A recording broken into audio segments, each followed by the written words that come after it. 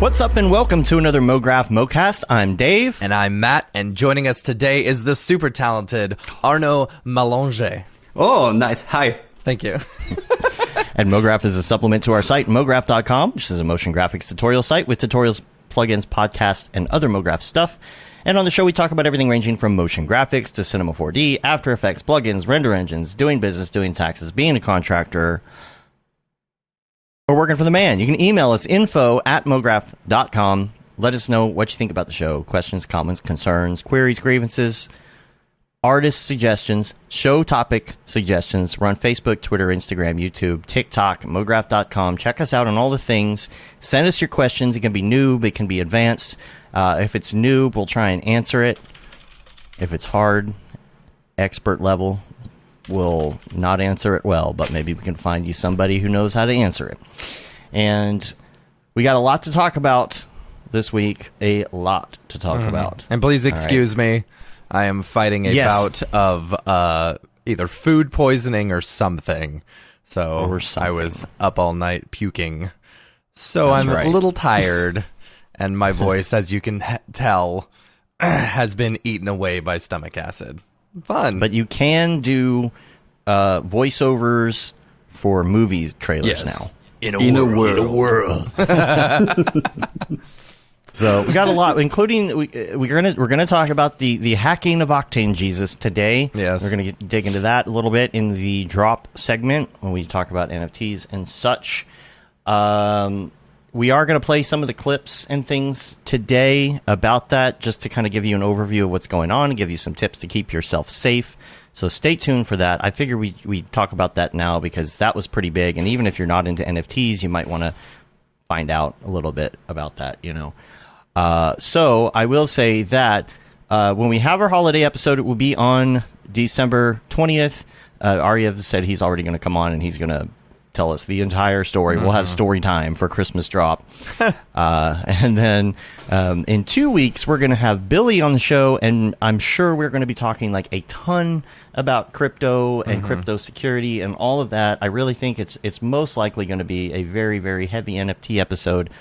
So be prepared. And crypto and security episode. Just, be prepared for that. Because we've talked to Billy before. We probably won't have that much to catch up on. I mean, we do want to talk about some of his new art and things, but crypto heavy episode, just so you know. And then get your questions ready, because next week after Thanksgiving, Jules is going to be on the show with us, and we're going to be talking about Render, of course, RNDR. We're going to be talking about crypto and blockchain and new Octane stuff, hopefully Brigade and the holodeck and all the things. You got all the things to talk about. Yeah, it's going to be fun. It's going to be a great episode next week. So just giving everybody a heads up on that. Brush Up is out. Don't forget, if you want to learn Procreate for iPad, check that out. Caitlin's course, mograph.com/classes. There are no Black Friday sales. People ask that a lot. If you want to look at our FAQ, we explain the whole thing, but we try and price everything the same at all times. So you don't have to be like, oh, I'm going to wait and get it later. It's like it's always the best price we can possibly give. So, also wanted to give an update on the scholarship judging, because I had forgotten to give an update on what's going on until last week. I did say that the judging was going on. We're waiting on a few more judges to get back with us with their final answers and such. And next week on the show, we will announce those answers. So, their results. Decisions. Woo, okay, so there's that, and then meetup updates. Let's do some meetup updates real quick. Yeah, meetup in Burbank, still going on December 4th. In Burbank, I believe it's Brace Canyon Park is the name of it. Go online to our Eventbrite and just or our social media channels. Or social media channels. Links. Yeah, we've got the links there. Pick yourself up a ticket. It's like $5, and that covers your food, and drink and stuff like that. So we're gonna have a taco truck. If you don't want food, just show up anyway. Who cares? So is there gonna be cornhole? There will be cornhole. There will be hacky sack. There's going to be frisbees. There's going to be, what's that game where you throw the frisbee and you try and get in the other person's bucket? Frisbee golf? No, it's like Cam Jam or something like that. We're gonna do that as well. Oh, So I don't think I played that. All right. Should be a lot of fun. Just a chance for everyone to hang out outside, socialize and stuff. Because there hasn't been that many meetups. We figured why not do one at a park somewhere. So.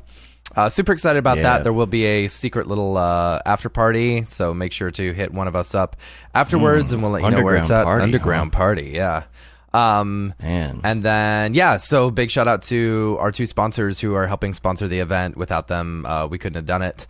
Maxon and Otoy, big shout out to them for helping us out with this, helping put on this event. So super excited. Yeah, it's going to be awesome. I can't wait. Yeah.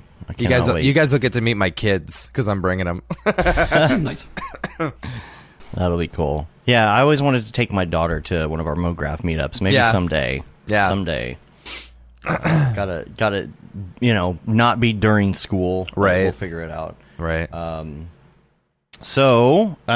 things, other topics we need to cover. Sometimes people who haven't seen the show before, they come on and they're watching because they want to see an interview with someone. They're like, why aren't you interviewing the person yet?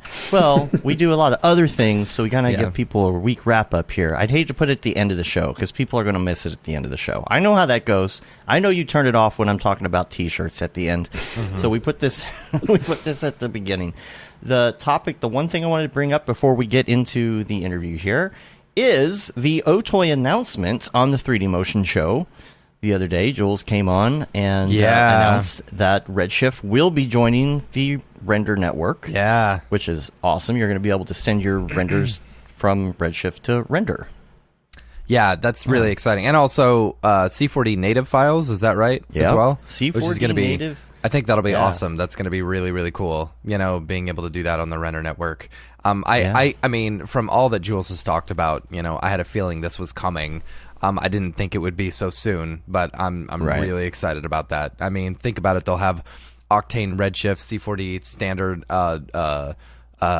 Arnold here eventually, and today or the other day, he tweeted that they were looking to add Cycles and Unreal to it as well, which that's going to be killer. That's going to be so killer. Yeah. I don't know how some of the render farms are going to survive and stuff like that, but. Well, hopefully they can just put their nodes onto the Render network. Yeah, I know. That's what I was thinking too. That'll be interesting. And supposedly it'll be like, well, first of all, the plugins and everything should work with it. It's not packaging it as an Orbix is going to somehow with the C4D do some files magic stuff. Yeah. I wonder if the Redshift is going to be exported Orbix or whether it's going to be a Redshift proxy. That'll be interesting to find out. I don't know. I guess they're still working on it. Of course, we can talk about it next week when Jules is on quite a bit. And I think a lot of people are asking, too. They want to hop on to the Render network and render things. And I think that there's a waiting list currently. If I'm not mistaken, I heard it's pretty long. According to Jules, they have like 10,000 people on the Render network that are like node operators and stuff. And I don't know if that counts individual wallets or whether it's like computers, because I've actually got 3 nodes, so I don't know if I count for 3 people or 1 person. But I don't know. So, I mean, they've got like 10,000 people, so right now with just Octane jobs, that's about, all they need. But once you start throwing in these other render engines and stuff like that, man, it's going to be, they're going to need a lot more people, Yeah. Yeah, so we'll get the all price of render right now. Ooh, boy. Oh, man. Bank. Watching that right now, too. Yeah. Yeah, so, all right. Well, let's get down to it. Yeah. Let's get into the interview. So we'll probably end up talking a lot about projection mapping and things today, because you have done some beautiful work. But let's go back and start from the beginning. Let's talk about your start in this industry and how you got to where you are now. It started a long time ago, just because of the fact that when I was younger, I had the chance to, as a lot of people that are young and that are starting, I just cracked Photoshop at one point. Everybody started doing that. I was hearing the interview Seems from like last a week. common intro to every story, is that that was last week as well. Sorry, keep going. No, that's exactly why I'm feeling confident about doing it. It's just because last week someone said exactly the same thing. I didn't know if we all did, But at one point, it's how you start when you don't exactly know what happens. And that's also where I started making some simple Photoshop montage of friends and things really, really simple like that. But then you realize that actually people are living with that kind of skills, and you realize that there are schools that are teaching some way to perform and to be better at that. And also, I studied in a city called Strasbourg in France, in the east of France, near Germany.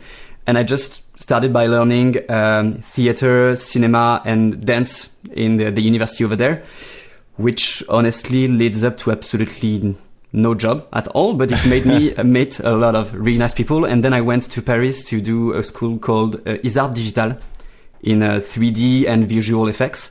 And that's where it all started really to come together, like all those small skills that I had aggregated during the time, knowing a bit of Photoshop, being able to make some small video effects for short films during the university and things like that. That's when it all piled up to being able to have a job way, way faster than I thought. And I started as a motion designer in a company called venteprivé.com, which is some kind of a huge sales operation system in Europe. And they do a lot of short film to promote the sales that they're going to do for clothes, for stuff like that. And it was really, really super chill to learn Cinema 4D with talented artists and without having too much pressure from the client, because all the video that we did were actually gift to the client. So you start by having access to Canon 7D, Canon 5D, Cinema 4D, and a render farm, and you just have like a complete blank slate to make something. It's not a huge pressure. It's super fast paced. So it teaches you how to make things like that. And then after that, I became an art director for a web company in Paris called Sweet Punk, which is an amazing company. Honestly, if you have the occasion to work with them, it's super nice. And then I moved to Canada to work with a Moment Factory in projection mapping specifically. So that's cool. How I ended up doing motion graphics. It's basically, as everybody, I watched Video Copilot a lot when I had free time before. What part of Canada are you in? I'm in Montreal right now. Montreal. Okay. Yeah. Yeah, I take the easy route to learn French, so I'm going to Canada. Yeah. Do you know Patrick? Patrick Goski? I think he's in Montreal. Yeah, of course. Well. We had a restaurant with him when Matthias and all the team went there for the first 3D motion show in real, the only one that they do the tour that they made worldwide. There was Chad Ashley, Robin. There were many people in Montreal. I think it was September 2 years ago, and I had a quick meal with Patrick Goski. Yeah, Victor was there, I think. Weight of Thought. Yeah, and, Victor was there, and was also Charlie Leroy from Montreal. It was an amazing day, honestly. Yeah. Did you said theater? Did you say dance as well? It's just like living arts, so it joins together cinema, dance, and theater. Interesting. Do you find that any of that applies to anything you do in work? Like, do you ever do like character animation or something? Does that help? I do that, but really not enough, and I'm really not a specialist in that. But I'm doing mostly when we have some small stuff like 2D puppets animation to just correct something. I end up making them. But in fact, the best thing that I learned with all the theater crew is just to be able to express something, find a way to have a conversation, because I feel like we're in a business in which a lot of people are spending a lot of time in front of their computer, and we tend sometimes to have difficulties to express stuff.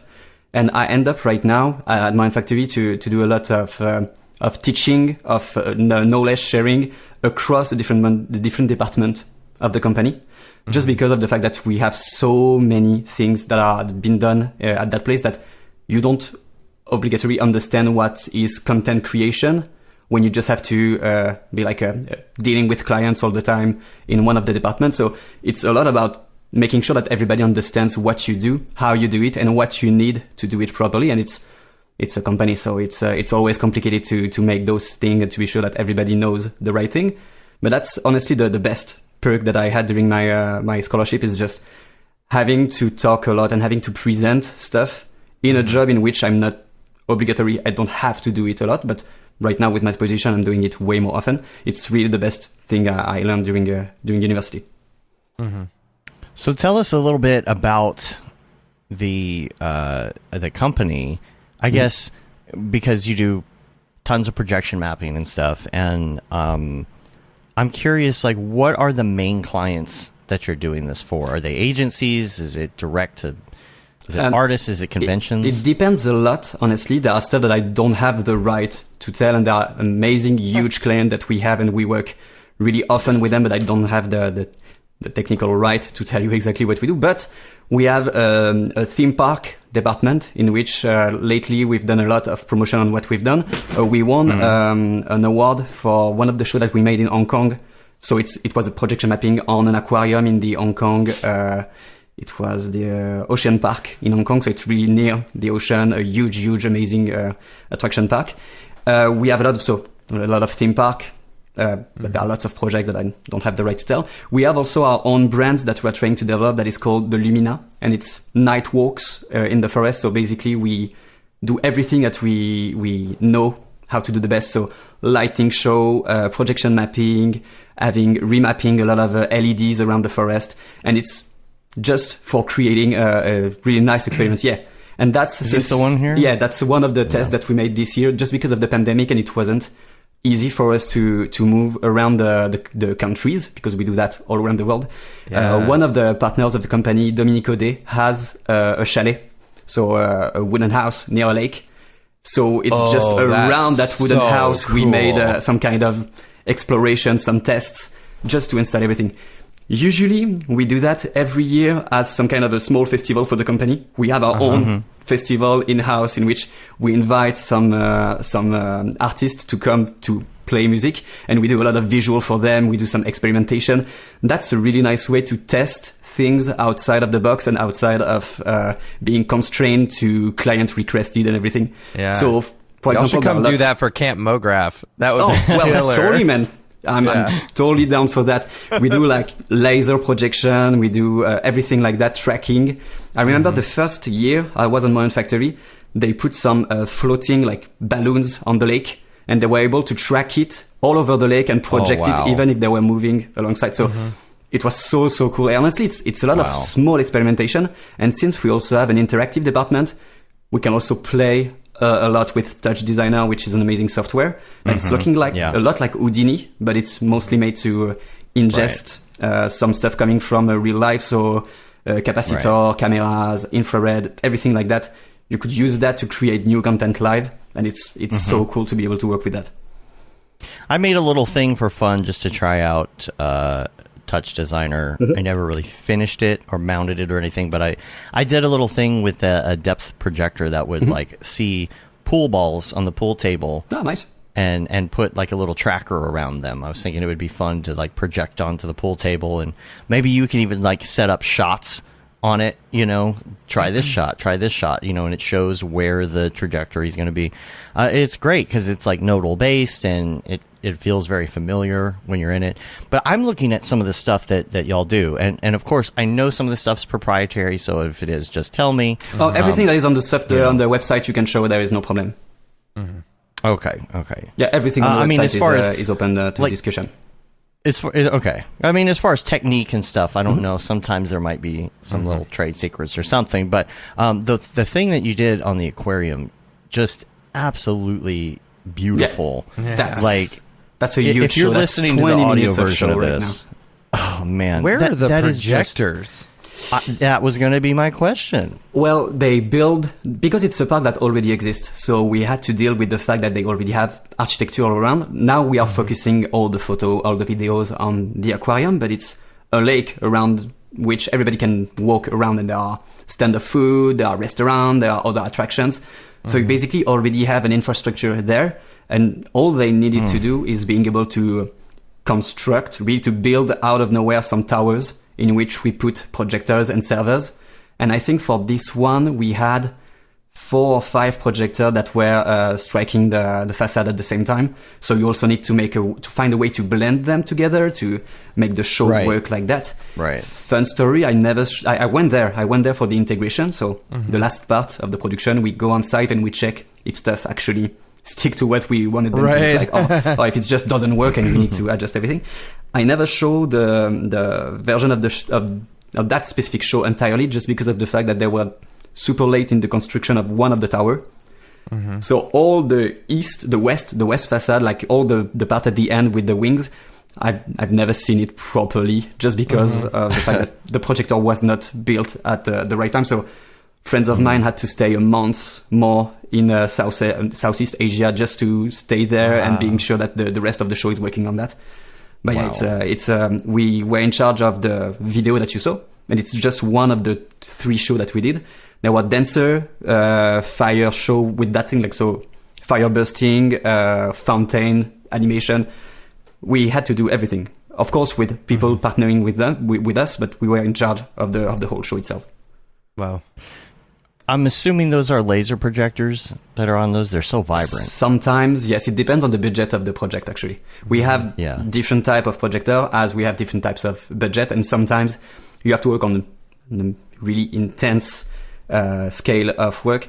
For example, in the 3D motion show of September, I'm showing an example with a show called Super Real in New York right now. And it's basically as if you were walking inside of let's say a cathedral type of architecture, so super high ceiling, super high walls, and you are surrounded by projection. The template itself is 22K on almost 2K height. So it's, oh my gosh, it's amazing to see that for real, but it's a pain in the ass to work with, and it's just one of the projects that we have.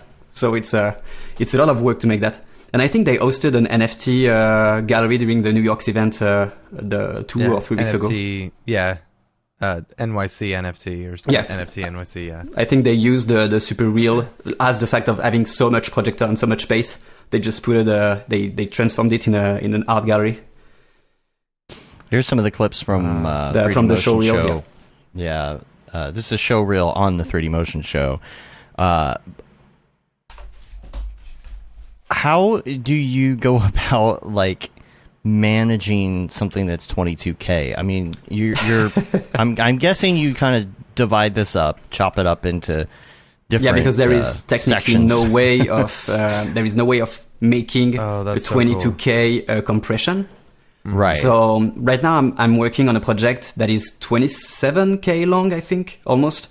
Wow. You just have to split your render, so you do everything on the full scale of the show, and then you pipe your After Effects pre-comp into something else that is splitting it.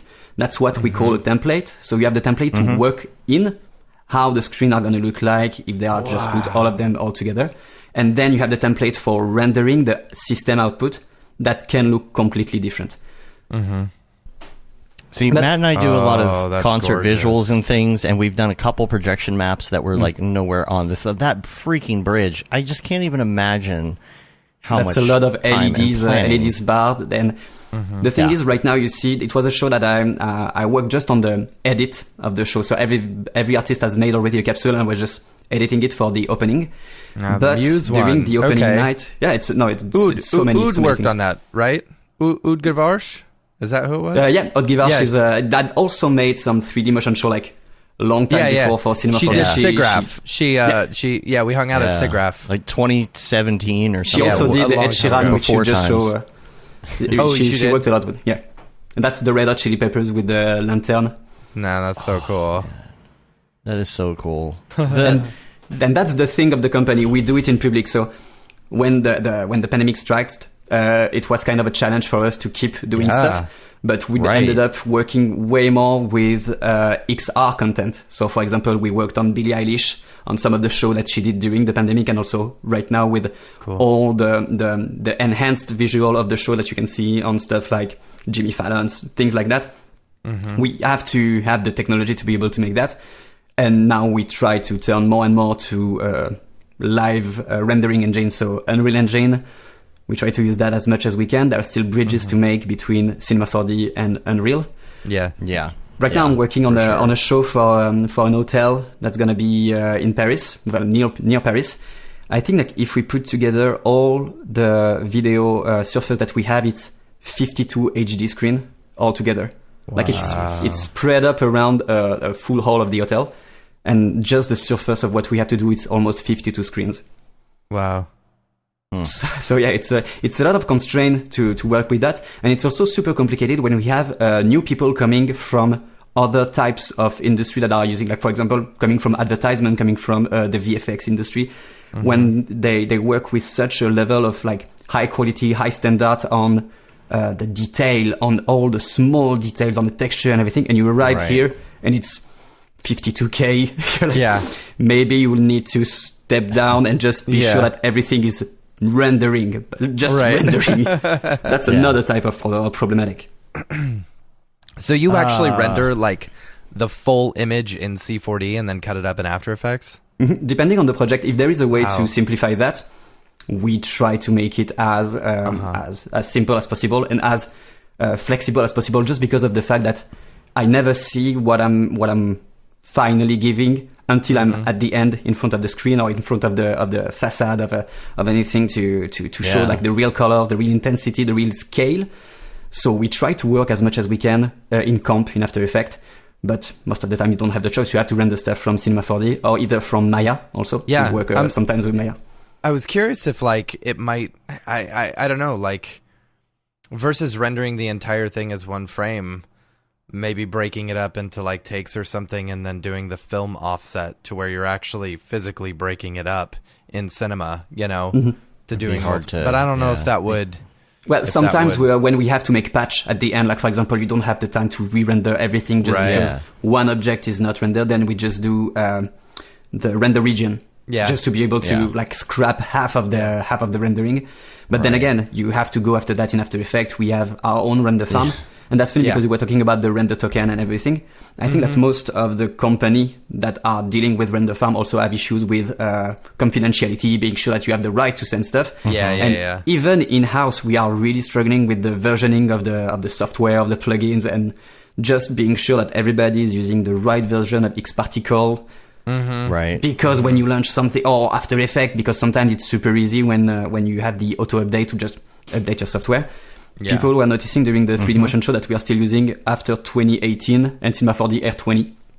So that's just because we struggle so much to just update everything at the same space for everyone. But that's an issue, honestly. That's Well, Matt and I did some projection mapping. I did one. It was actually 10 years ago this month. I finished one for Christmas on a church, and it was very rudimentary. This is like the very early days of projection mapping. You know, there was not a lot to that you could do as far as like the facades of the building, getting the geo data. I mean, this is like 2011, so it was early days of this. And then we did another one that was a little more complicated at Busch Gardens. We did one that was where we went there and we scanned it with drones and did photo mapping and stuff. So when you're prepping these, how do you go about just figuring out how you're going to do the facade of the building and everything? Are you provided with materials, or do you have to go out and measure? Or it really depends on the project, and if they already, for example, a show that already had someone doing something, a company that already had something being done a few months ago, a few years ago, and they just need to update the content and the quality of the content. They usually have stuff to provide us, or even construction plans to provide us, and we can build visualization out of that. The other side is when something is already built and they never did anything before, we have to send a team, and it's also the concept itself that's going to drive how much time and how much, money we spend on making it as precise as possible. But when you have, for example, during the show wheel, you see something in a basilic. It's in Montreal. It's the Basilique Notre Dame. They had to scan like a lot of things because it was all the front-facing statue inside of the art of the basilica itself, and the ceiling also. So you have to have detail because you want to be able to mask the statue, make believe that you have lights behind them. So it's super complicated, but then you have way more like rudimentary stuff that are just on planar things. So for example, the aquarium, the scan itself is not that complicated. It was way more complicated to actually make everything stick to the surface because they didn't have any repair, any way to be sure that everything was at the right positioning. So it's always complicated to make things. And right now I'm working on something in like a huge rock inside of a reserve, garden reserve in Canada, and we are wondering right now like what type of scan would be the best thing. Would it be LiDAR? Would it be photogrammetry?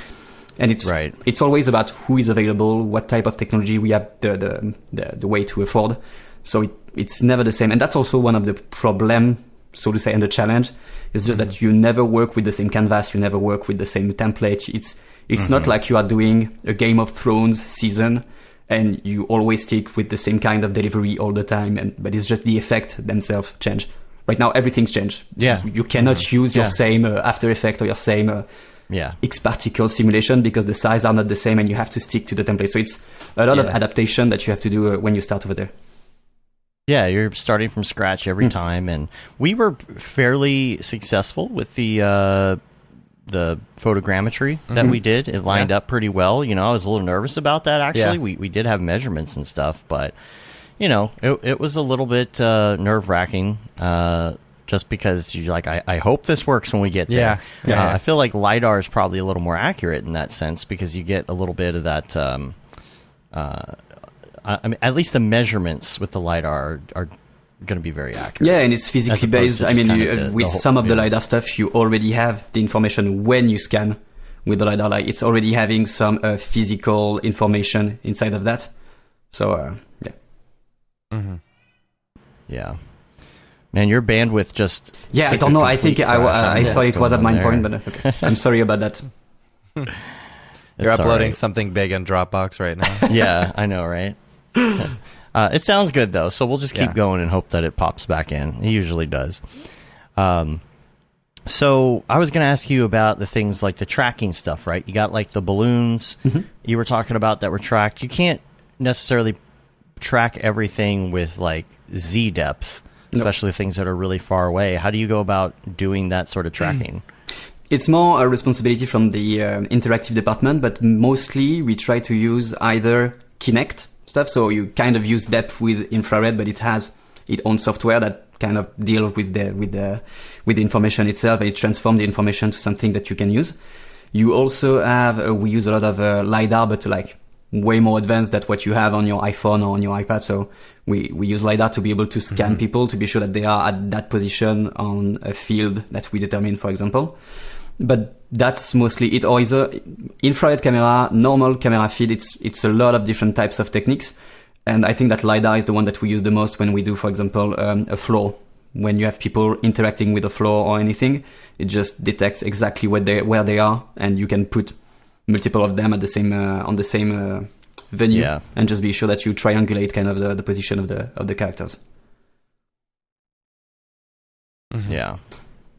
When you have something like a part of a building that's curved, this is something that I haven't had to deal with yet, but how do you deal with the throw of the projector and the focus if something is a weird shape? We have some software that are used to calculate all that type of stuff. So are your pixels going to be bent because of the way your projector is positioned? Do you have a way to make them blend all together? That's we have something in-house called the Xagora that we developed that help us making the projection mapping study.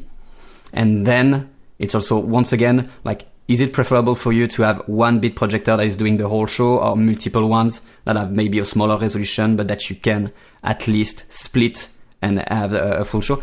The most problematic thing with something that is curved, as you say, is that you don't have any way to be sure that everything is lined up the same way, like between the content and between the physicality of the object itself. So we had an issue with we were doing like there was an amusement park, in Seoul that we did, I think, 2 or 3 years ago, and it was a really huge 2 walls that were completely curved inside of an in-house fête foraine, so an amusement park. And yeah, it was impossible to just see exactly because it's a flat, but it's a curve, but with absolutely nothing on it. It's smooth surface. So it was really an issue with the integrator to be able to just make it fit the right positioning. So it took a lot of trial and errors. And also everyone was working on the catwalk on top to deal with the light, it just offset the projector just 1 millimeter. But you know, it's that 1 millimeter that is messing around with the whole projection after that. So it's just that complicated. It's a dedicated job to be able to just make those things fit together. How involved do you get with the interactive portion of it? You know, I know touch designers involved, but like, are you doing a lot of back and forth, or are there a bunch of team members working on specific pieces? It depends a lot on the project because of how interactive wants to work and how content wants to work. There's some kind of security in the fact that you have something pre-render, like you have a sequence that you can just press play, and all you have to deal with is how the time code is going to be read. And then you have those shows in which interaction is the main attraction to the show. So we did 3 months ago, we did something in Denver called the Mia Wolf, and it's actually you enter a room. And it's one big vinyl of a forest scene that was done by the client in Cinema 4D using Octane. So it was just a lot of scans of tree all around and same, it's like I think it was more than 15K wide to work with the whole scene that they made for the print. And then everything went to Touch Designer by using normal maps, DDEF, position pass. So it's a lot of technicity to make a lot of the effect working. And we had motion designer in-house making smaller portion of content, so something a bit more animated, but only on 220 frames, for example. And it's just like a sprite sheet that you can put in Touch Designer after that, and you just play it. The more closer you get to a point of interest, the farther it goes on the timeline of that clip. So it's a lot of trick that we try to do. That's probably, yeah. But sorry, I thought seems... Sorry, the bandwidth is... Yeah, but the picture seems really try hanging up and then going back on. Yeah. I can try to just cut the webcam also. If I was going to say, if you just want to hang up and rejoin the call, it actually sometimes fixes it. Yeah. Okay, let's try to do that. Sorry for that, by the way. No, you're fine. Oh, no worries. No worries. That helps most of the time, So, yeah, man, that's... Gosh, the scale of it is pretty incredible. And I'm back. That's a little bit better, yeah. There we go. Oh, that's way better. There we go. Sorry about that. Cool. No, you're fine. So, Meow Wolf they're expanding, right? They got the Colorado one. One of them is like a grocery store. I don't know which one that is. Vegas. Oh, that's the Vegas one? Yeah. Okay. All right. And we worked in the one in Denver, and I think that because of that, we have new clients contacting us just because they saw what we did for Meow Wolf. And they want us to make something like that for other type of project all around the world. That's one of the things we work all around the world, honestly. Since started work there 5 years ago, I went to South Asia, I went to the US, I went to Europe. It's pretty uncommon for motion designer that once again used to spend a lot of time in front of computer to just go over there. We went a full month in Hong Kong. I went 3 weeks in Seoul. So it's so cool to be able to have that perk of working abroad. But with COVID, of course, it's getting way more complicated. But it's starting to come back slowly. But that's one of the big things. What's the process like, the creative process in planning it out? You've got a whole team and everything. And do you start with pictures of it? Do you ever like mock anything up with like maybe garbage masks or something in After Effects and mess around and just come up with ideas, or what's the process like? The first thing we do with that we send the team in location just to be sure that we take as much reference picture as possible, because once again it's never the same type of building, and sometimes just being there, seeing that gives you idea, because you're like, oh wow, that huge aquarium in Hong Kong, that kind of looks like an octopus, so hey, why not trying to make an octopus, but will we be able to see it? So that's the first step. We send people over there, a creative team and also a technical team, to try to make some first test and first measurement. And then depending on the project, sometimes the client has ideas that they want to push, that they want to, like some thematic that they want to give. And sometimes we have a full white card, a full creative process ahead of us that we can decide. And that's the one that are the more interesting for the artist, of course, to have like way more liberty in the creation. Because when you work with huge IPs like amusement park and things like that, I'm trying to be as vague as possible. Sure. When you work with huge IPs like that, you are kind of bound to respect what is going to be done. You have to reproduce something that has been done in a movie or in another commercial, so you have to stick to that. But when you have the full creative process ahead of you, then it's mostly about making things that you think are going to look good. So we have a director and an art director working together with a concept writer to be sure that we are developing also the story of the thing that we are trying to make. also we try to be sure that what we do fits with the local culture of where we're gonna do the show, because if you use a lot of, for example, white petal in something, and then you went to China and you basically understand that white petals mean death, you're like, that's really not what I meant. That's really not what I meant. So it's mostly about that. The concept writer and the research team are doing an amazing work to be sure that we are on point with the signification, with the name, with everything. And then after that, of course, a lot of client validation, as always, in every domain. And then we go a bit more in not the concept phase, but the design phase, and then production, and then integration. And no Winnie the Pooh in China. And no Winnie the Pooh in China. Not at all. Yeah. You can't. Yeah.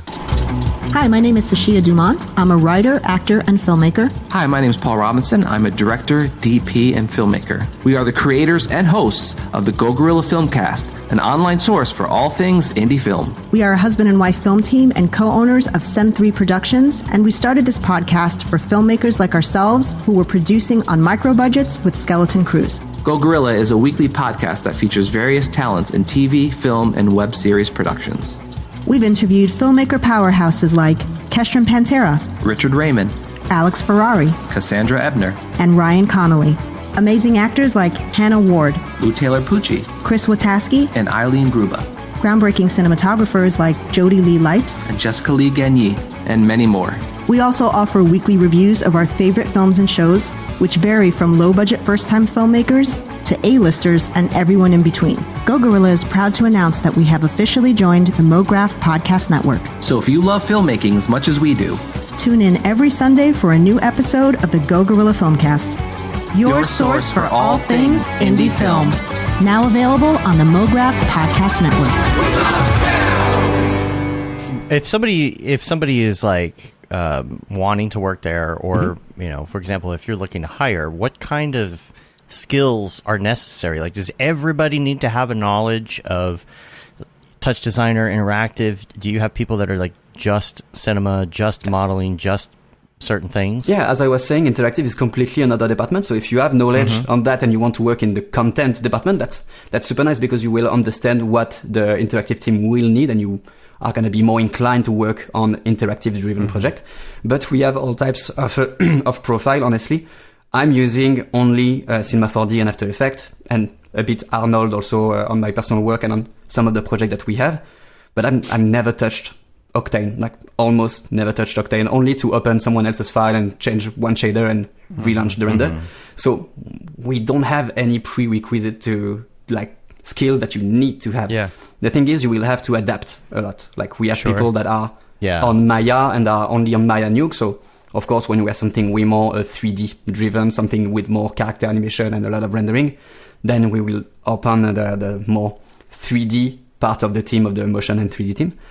But we try to make so people can have the time to learn new stuff. Of course, it's always depending on how much free time we have to make them learn new things.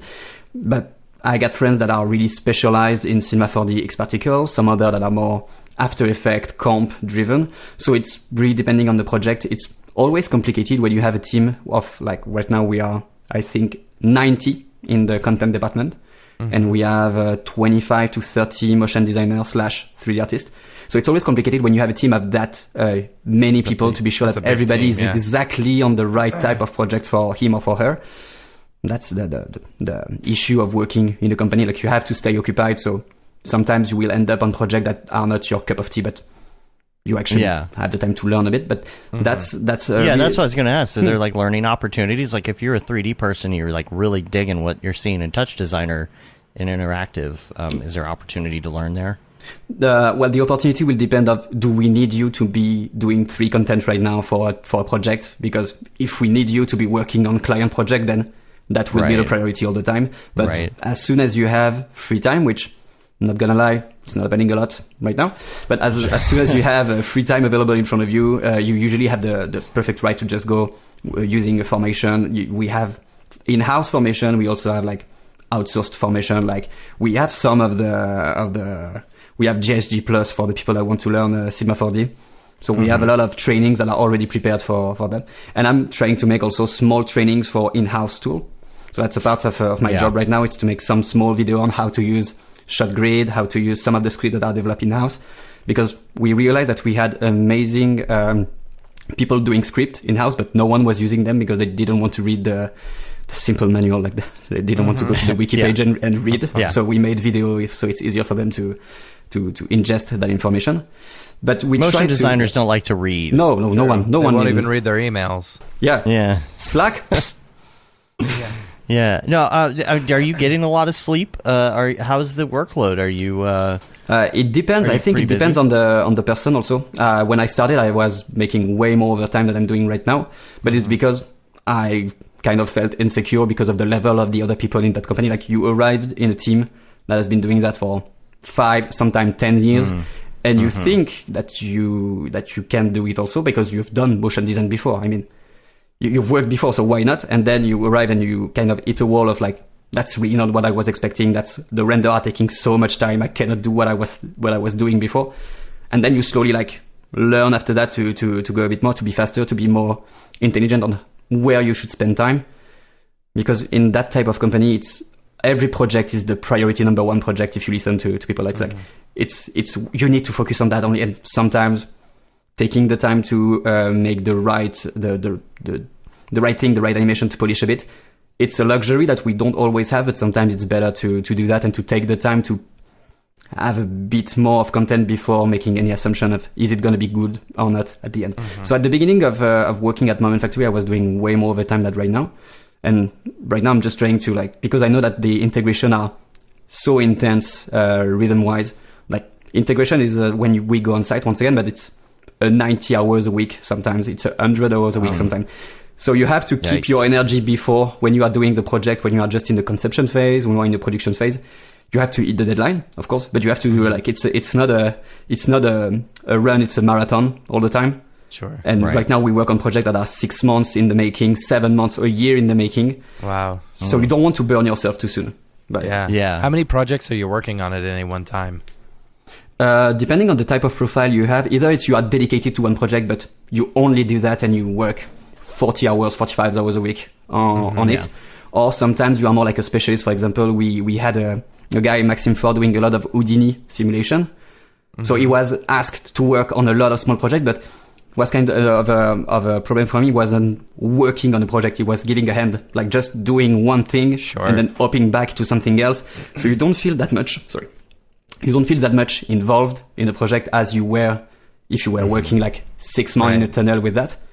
But we have the other part, like people that are working 6 months in tunnel are like, I'm not sure what I'm doing that anymore, because you are just so focused on that one small thing that you want to have some else. So it's really hard to strike a good balance between being focused on something and not overloading people with 10 projects at the same time. Sure. Yeah, because you want to have a good balance so you don't get burned out, but at the same time, you want to have enough involvement so you're putting your heart into it, I guess. Yeah, exactly.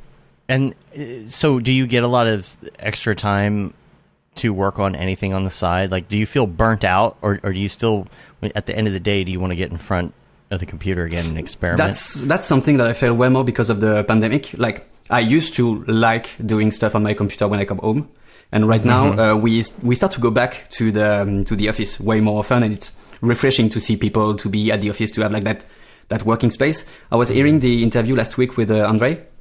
And I think that he was saying that pandemic had a good impact on him because he could focus on stuff. I'm the complete opposite. Like, I need to see people. I need to go somewhere to make myself in a space in which mentally I can work on that. And going back to the office kind of saved me regarding that. But it's mostly like I'm working with waves of motivation. Like, I started doing some NFTs in March of 2020. 2021, sorry. And I feel like it was so exciting for the first time in a while. I was super excited to make stuff, to make every week something different. And at one time, just have that project at work that kind of cuts the wave, cuts your momentum, and it's super hard to go back. It's the same thing with going to the gym. Like, as long as you are doing it all the time, it's easy to get in the rhythm. But as long as you stop 1 week, it's so complicated to come back. Yeah. And I try to stay as less as possible in front of the computer when I stop working. But honestly, it's just that my computer was my safe space before. Like, it was the place I could go on YouTube. I could just play video games. And right now, I'm one window away of looking at work stuff. Yeah. So I think that a lot of us are struggling with that, just understanding what part of your home is supposed to be dedicated to work and how much is still that fun place that you like to have fun in. I think that it's depending on people, as once again people loved having that kind of going back on themselves during the pandemic and having more time to do stuff at their home also. I'm more on the opposite side. I'm just reading the questions. The question, Yeah, I use Xparticle. I tried. Actually, I learned it during a project at Moen Factory. That's also the thing. Like we kind of had some time to learn while producing. It's just that the pressure of being able to actually deliver at the end is way more intense than just, hey, I'm going to do a tutorial on Xparticle. Yeah. But the Nightbird project are the one in which nothing is never validated by the client, for example. So you have clients that are kind of shady in the way they validate stuff. Like you never know exactly. And since we have sometimes projects that are taking so much time to render, that we have to have at one point a validation in which we can just agree on and then go on to something more important. But I think that right now, just to have a little bubble, we are making an animation of a waterfall for a huge project. The simulation is done. It was done using Houdini. I think the render time that we estimate for that render is going to be 8 months. What? So you need to be sure about what you're going to deliver to the client at the end of those 8 months. So you see, it's really just those kind of things. If you manage to have a good relationship with your client and they understand the problematics and you can teach them. 8 months on one computer, right? That's like actually using the farm? A part of the farm, on the back burner and other stuff. Need to call Jules and see. Right? Well, why not? Wow. Okay, well, I'm guessing that's because of the resolution, exactly, and probably the sim is probably just ridiculous. Yeah, because it's because of the fact it's so huge, and you know that people are going to be really close to it. You have to have a good resolution of that. So it's not like it's something in the background. We often use stock footage when we want to fake simulation. Like we just try to make either style transfer or kind of small tricks with a particular and try to replicate that. Here you have something interacting with the way the building is made and interactive with forms that are coming on it. So you don't have the time. Wow. Sorry. Well, what render engine is that? For that specific project, I'm not sure. Honestly, I think it's going to be Arnold. I'm not sure about that.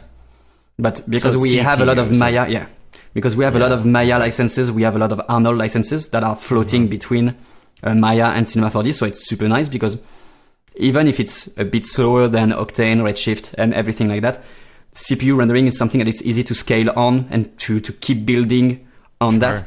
And also it's a bit more reliable, I would say, for those kinds of resolution. Just because we have those problematic of hiring people that are making super good Instagram posts, but when they arrived at our place and it's like, okay, so right now it's going to be 10K on 5. Go!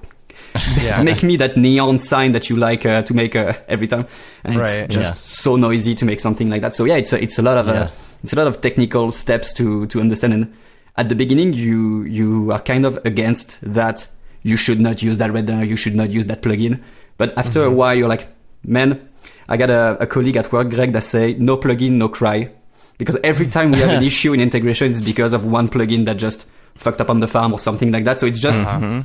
And when you have to check frame by frame a render to be sure that you don't have like that one flash of white like rendering, an X or something like that. Yeah, that's so stressful, honestly. But that's if I had to say about the biggest nightmare, is just render time and being sure that the client is expecting the right thing. 8 months. Wow. Yeah, 8 months. That's insane. If somebody wanted to get into this, let's say, and maybe even on a small scale, like I know, like, VJ here in the chat, he does some of this stuff. Like if somebody wanted to get started and maybe get like a program, maybe test it out themselves, maybe get a projector, maybe just start, playing around. Like, are there any resources that you could recommend? I'm not that much on the technical part of how to set that up, but I think that MadMapper and there are some other like small project, smaller program that you can use to make a small project. And mostly it's about like trying, honestly. If you have a projector, the easiest thing that you can do is being able to install NDI, all the NDI licenses on your computer, so you can be able to actually project what your After Effects workspace is to the projector directly. So you can, for example, just put a projector and use masks to test, like, I'm at the right position right now, and you can almost like make your template live with that. When we went to the Hong Kong, to the aquarium thing, that's what we did. We just hooked up a super simple laptop to the projector with NDI, and we just tried to see, like, okay, that part of the projector is not working for the blending. With the integrator, I was asking, like, do you want me to make a mask really quickly? He's like, well, if you can make it, yeah, because it would take me like 30 minutes just to make that. On After Effects, bim bam boom, you just have that, and you export the image for him, and then you have it on the software. Wow. Yeah, and NDI or Adobe products have that now. They have the output. You can output to a screen. You know, when you go to your display output in the preferences, you can go to a screen and say, oh, use this 4K, TV I have over here or whatever. But now there's also the option for NDI out, and that can go anywhere on your network as long as you got a decent network. And I can imagine that makes that very easy, because I even made sometime that in using Wi-Fi on a closed location in house. Yeah, that was like that amusement park that had the bend wall. We were just like moving around the space with the laptop and just saying, like, hey, because we do a lot of content, but we also do a lot of content that is going to light bulbs, LED strips, and sometimes it's mostly about, like, hey, is the mapping working correctly? So we just move one square one at a time, and you see, that's the right bulb, that's the right LED thing. Yeah, and you just go over the whole template like that. So it's super easy to just go with your laptop with the Wi-Fi. You won't have the same resolution and the same speed for answering things, but honestly, it's super effective. And if you manage to have your projector and you can secure how it's hooked up, so it's not going to move a lot, you can like put it in a box, just being sure that no one is going to move it during your test. Then going through NDI and with After Effects directly, I think it's the best thing, because after that you can just export the real footage at the end and just render it and directly put it on the projector. Back to the server. Yeah. Yeah, and some NDI options sometimes have like a low bandwidth option on them too, that you can check and say, hey, I'm on like a pretty crappy network or Wi-Fi, and focus on the speed rather than the quality of the image itself. Yeah. I don't know if there's any other questions in the chat, but if you have any, someone asked, do you have a nightmare job that you ever worked on? No, you already talked about that. Oh, okay. Yeah. Sorry. that's the previous question. The VRAM, let's see.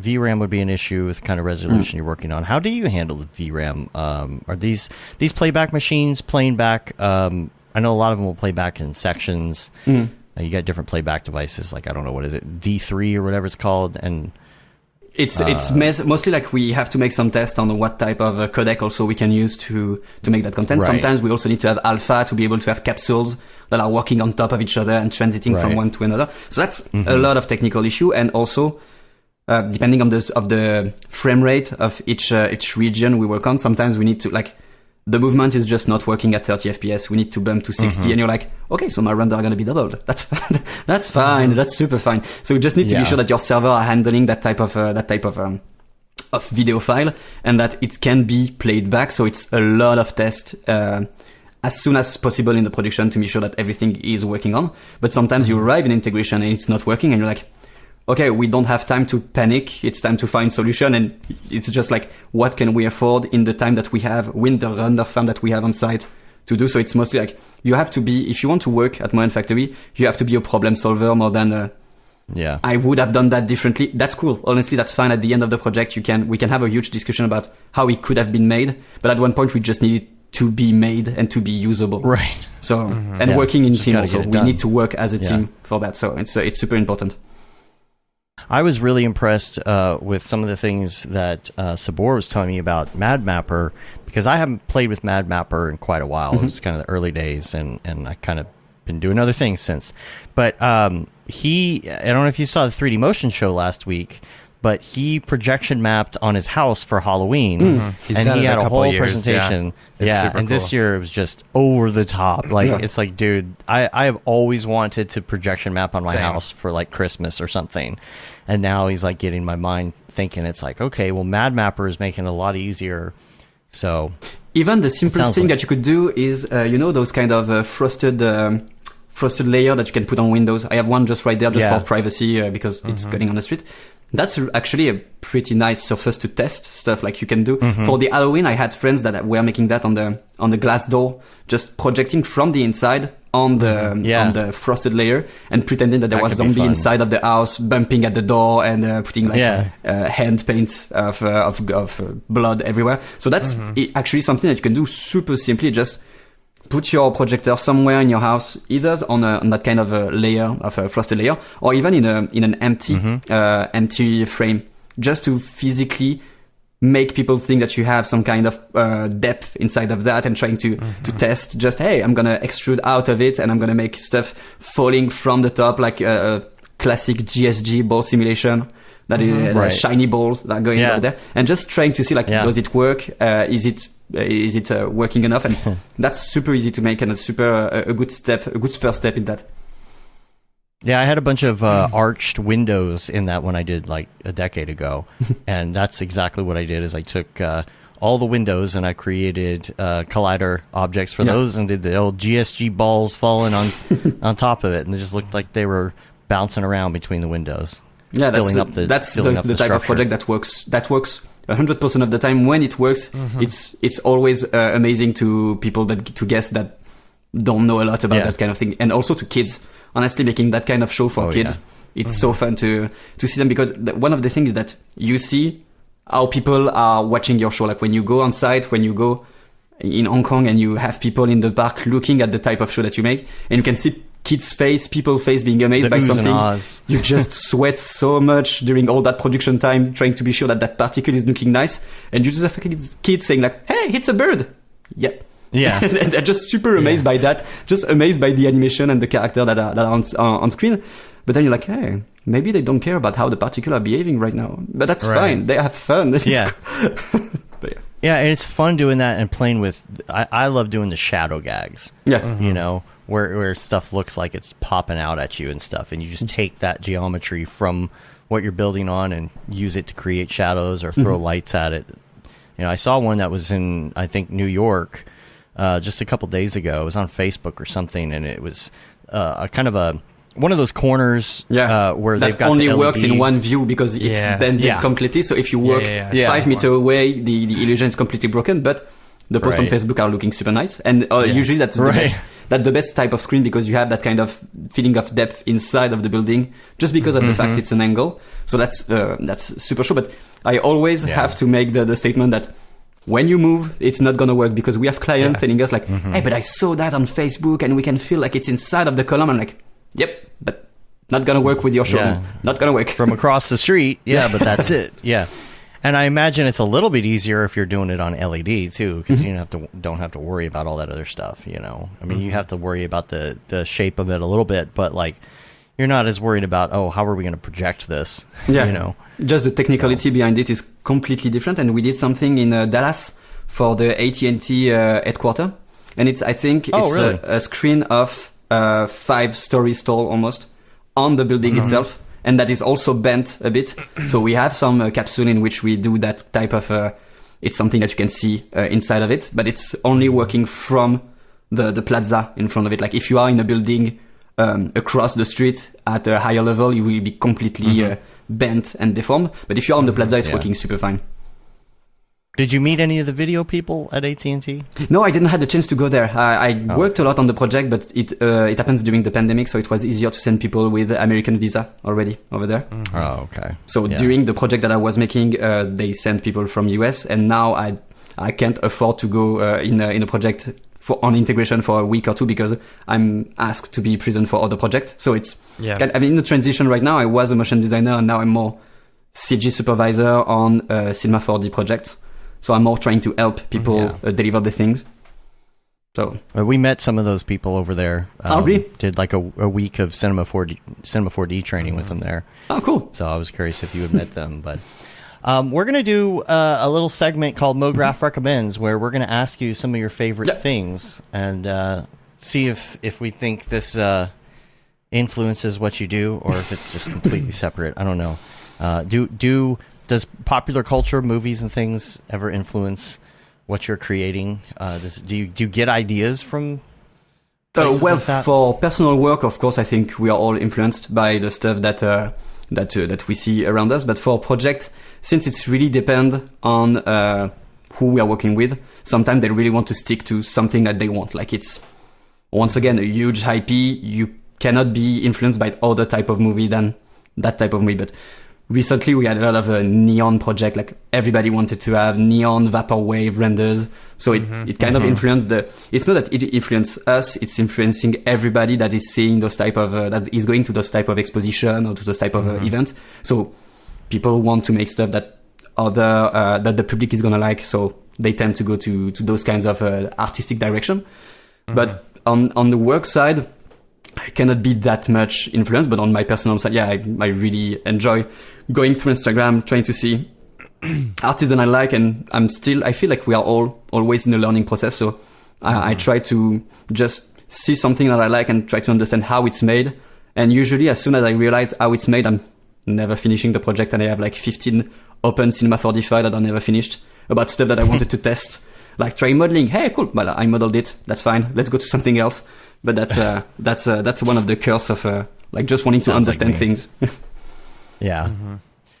So tell us this: what is your, and again, these I say this every week, but this can be your favorite current thing, whatever we ask, or it could be all time. Okay. You know. So we'll start with your favorite movie. Like the one that I really like to see every time is Back to the Future, the first episode. Yeah. Like it's something that I grew up with and that I really enjoy watching. And the one movie that I watch every time I'm doing something important in my life is Old Boy from Park Chan-wook. The story of someone trying to seek revenge, and it's a South Korean movie from I think 2006. There is it's known because of that one scene of fight in a corridor that is that has absolutely no cut, and you follow someone fighting against I think 20-50 people using a hammer and everything. It's one of the best fight sequence of cinema in my opinion. So that's one of the reasons why I love that movie. And Back to the Future, just because, well, Back to the Future, man. I mean, because Back to the Future. Do we need the explanation? Yeah. Well, Matt has a relevant NFT for that later on. Oh, nice. Yeah. The next question is TV show. I'm watching a lot of I had finally a Disney Plus account, so I'm trying to get back on the What If. I really loved it. Yeah. Kind of weird what they did with that episode that didn't air, but they still include it in the storyline. I don't know if you've watched it, but it's super weird to see the final, to be like, I think I missed something. You rewatch the list of the episode, you're like, no, I watched everything. And apparently because of the pandemic, they couldn't make one of the episodes, so they just pushed it to season 2. But they still use the characters developed in that episode on the season ending, and kind of weird. And aside to that, I really like watching the morning show right now. Yeah. On the Apple TV. Oh yeah. I couldn't get Apple into TV. that. I couldn't get into it. Like No, I went in watched a the first vacation, episode, like and I was like, I couldn't really get into it. And of course, like everybody, Ted Lasso. I loved Ted Lasso, and it's looking super nice. I'm waiting for the next seasons. But I'm pretty common, like Office, Friends, stuff like that, like stuff from the 90s. Super nice. Yeah. I hear there's a new Tiger King season out. Yeah. Right now. Tiger King season 2. Yeah. Oh. All right. The next one on the list is what kind of music do you listen to?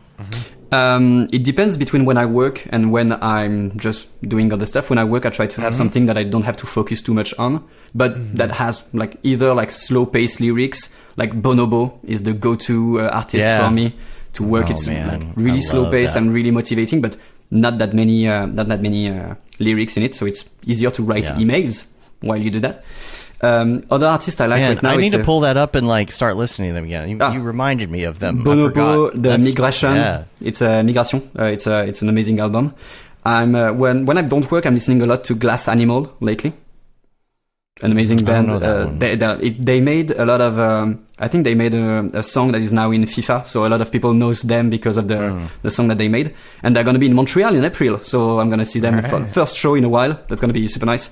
That's cool. But yeah, that's the type of music, and also French rap, things like that. So I won't drop too much name here. I think no one is listening to French rap aside French people, so which is fine, I guess. But yeah, you got the French monkey. He does French rap, doesn't he? Yeah, I guess. Yeah. Matt was talking about the song that's in your demo reel. I hadn't heard it, but I guess it's actually TikTok, I think it's TikTok a lot. apparently they have it in TikTok because someone made a thing during the pandemic where they recorded a lot of clips in their own apartment, just changing place because the music is super has a super huge rhythm. And I think it's a group that made it to the Eurovision, which is it was the Eurovision. It was like they made it into the Eurovision contest, you know. Just because and their music video is very funny. With it, so people on TikTok would spoof the music video and stuff. Is really funny. Yeah, but that's why I choose it also. It's because it's so catchy and it's so easy to make an edit on it. That yeah. Do you listen to podcasts? Well, yes, and that's a recurring joke with my friends. I always suggest My Dad Wrote a Porno, which is the story of. You never saw that? You never heard about that? It's someone received as a Christmas gift. It's a real story. Someone received as a Christmas gift a pornographic novel made by his father, and he's just reading it with friends, and it's just amazing to realize that some people have absolutely no base on anatomy or anything because it's completely out of touch. Oh, that's funny. Really funny. That's funny. Here's a question from Bobby: is Daft Punk not cool in France because they're so huge? They are cool, and that's just like the base of everything of the French touch. But since they are not going to make any more content, and that's the thing I would have loved to be able to see. I had the occasion when I was in Strasbourg. They made their last show live. They made it in the Les Eurocaines de Belfort, which is a huge festival. I would have been able to be there because I was in Strasbourg at that time, and I completely missed the opportunity. So I'm like, I'm kind of mad at myself at Daft Punk just because of that. But that's really not a good location for the hatred. It's more supposed to be centered on me, but yeah. I really would have loved at least one more album before they finished it off. Yeah, you know. But let's see, plugin. You can't use Render Engine, and I know no plugin, no cry. But what plugin? I try to use plugins that are not affecting the render itself, but more like the way you work. So my go-to plugin, it's a free one. It's made by a French guy. It's called Duik on After Effects. Duik. And it's amazing what we can do with that. I'm giving online classes on After Effects, and that's one of the plugins that we try to focus on, just because of the fact that it's super easy to make a rig for character, but of course for other things also, like just making a car rig that you can make it move in a fake 3D space. Duik is so powerful, and it has so much tool to make your workflow faster. Just the fact of renaming a bunch of sequence, a bunch of composition, and being able to just numerate them, it's so easy to use, and it doesn't have effect on a render farm, for example. So you don't need to have it installed on every computer on the farm. You just need to use it as a tool on your computer, which is super nice. Honestly. Yeah, because it creates all the layers and all the it's so simple to use. Yeah, my daughter, she's 11, almost 12. She, a couple months ago, she's been doing so much animating of characters on her phone. Oh, wow. You know, and like keyframing and all of this complicated stuff on her phone. And I'm like, you should try this. So she went through a whole tutorial on Duik and made an intro for her YouTube channel. Oh, wow. You know, using that. Yeah. No, that's so cool. At 12. That's amazing. Yeah. She took a character she made. We cut it all up and brought it in Illustrator. We just did all of that. And then we went through a tutorial on it. She did pretty well. Yeah. And then, what is your go-to app? What is your muscle memory app on your phone? I think it's kind of a problem, but Instagram is like the kind of thing that you do as a time killer. As every time you are in public transportation, every time you just have that time between meeting. I don't know why I go there all the time to see if anything new happen, and usually nothing new happen regarding me. It's more like the community itself, and it's super nice to be present around that. But I don't have to look it that often. But I can't not go to Instagram all the time. I used to be that way. Now I'm a little bit more like Reddit, TikTok. Oh yeah, Reddit also. But Reddit is more on the. I don't like that much the app, the official app. I tried Apollo. Not a huge fan also, but I'm more like, since I'm always in front of a computer, I'm always looking at Reddit. And also it's a good way of keeping in touch with the motion design community. There are lots of subreddits about After Effects, Cinema 4D, NFTs. And it's super nice to see like what is going on and all the people that are making content to help other. That's one thing also, but The next one on the list is favorite video game. I'm spending way too much time on Smash Bros. Ultimate, honestly. That's like my... On what? Smash Bros. Oh, okay. That's the fighting game that I love the most. I can play that with friends. And last year I also played a lot Hades, the Supergiant game that won a lot of awards. It's super well built. The art direction is amazing. The storyline behind that is amazing also. And they also make all their visual effects in After Effects, and they made some quick tutorial like how to make things. And it's super cool when big company are just showing like how sometimes stuff as simple to produce is just like how you build on simple effects that don't require license, that are just in After Effects by itself, and it's just a creative way of using really, really simple stuff. And I loved the fact that they do that, and I'm using that with my student as much as I can as a reference. Like, this is something that won so many awards about the quality of the animation, the way it's built, and you don't have to go always to the latest render engine, to the latest trend. Sometimes it's about using the right fractal noise and playing with the levels and curve. Mm-hmm. Yeah, you'll have to join us sometime on Winbush's game night. We play all sorts of different games. Yeah. Well, and any Halo? Been playing that new Halo? I started to play the online beta, and I realized that I haven't played Halo in 15 years, so I'm pretty bad at it. But the game itself is super nice, so I will probably need to get a hold of it. But I'm really, really bad. So right now it would be kind of a shame to try to play with people that are showing that, because I'm really not that good at all. So, it's all right. We're all jumping in and realizing that we're it's almost like starting over again. Yeah. You know, we're all learning these new controls, and it's all different and everything. So, but it's funny. It's just different enough so you are a bit lost, but you still have all that muscle memory from your teenage years. It's super weird, honestly. Yeah, and my daughter is playing it on PC, and she was doing a lot better than Xbox, and I was like, I wonder if I'm good at this if I go to a mouse. The mouse isn't the problem for me. It's using the WASD. I just can't. It's just different. So no, I'm using a controller on PC because honestly, playing with mouse and the keyboard, it's not for me. I mean, the accuracy with the mouse is always going to be better, but I just can't navigate myself. You know, so I just got an Elite controller. Oh, nice. So, you know, if I just had that one controller, then then I'd be good at Halo. It's like buying shoes that make lights behind just to run faster, you know. It's that kind of philosophy when you are a child. But yeah. Or getting racing stripes on your car makes it go faster. Man, that has to be like that. Now, this is the tough one. This is your favorite life hack, and this could be something that's, you know, super funny or a gimmick, or it could be something that's more, you know, a productivity hack or something like that. And the example we give is that Mitch Myers says, if I knew how to make productivity hack, I wouldn't be struggling that much with doing a personal project. No, I think that it's really the simple thing about like just how to fold your bag of chips so it holds on itself when you are having stuff like. I don't know if you do that. You open it from the top and you just roll the back behind so it stays as like a pot instead of just being a bag open. That's those kind of really, really small life hack that I love. And then there's also all this DIY, but WHY, like all the people that are making life hack that are completely irrelevant. It's so funny to see that, like, hey, you could use that top of a bottle to close your bag of dirt. You're like, yeah, we'll just close the bag of dirt, and it's perfect like that. And you get the guy on TikTok who does this with his hands. Yeah. Uh-oh, Matt's texting me. I'm guessing he might be in the bathroom for a while. Oh. Is he okay? That's funny. He said he'll be back in a second. Okay. He's doing all right. Well, just freshening up a bit. You know, perfect. Powdering his nose. So that's the life hack. And I mean, you know, life hacks can be they can be funny and they can be productive, you know.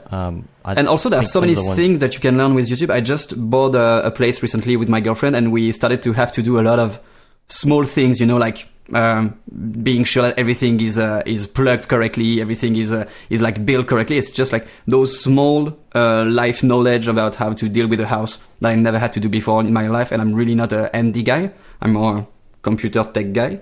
So she kind of messed up with me about that, and right now I'm trying to learn like how to make specific types of hole to be sure that everything is wired the right way, and trying to hide stuff. And that's basically everything that I'm learning right now on YouTube. But yeah. Well, let me text Matt.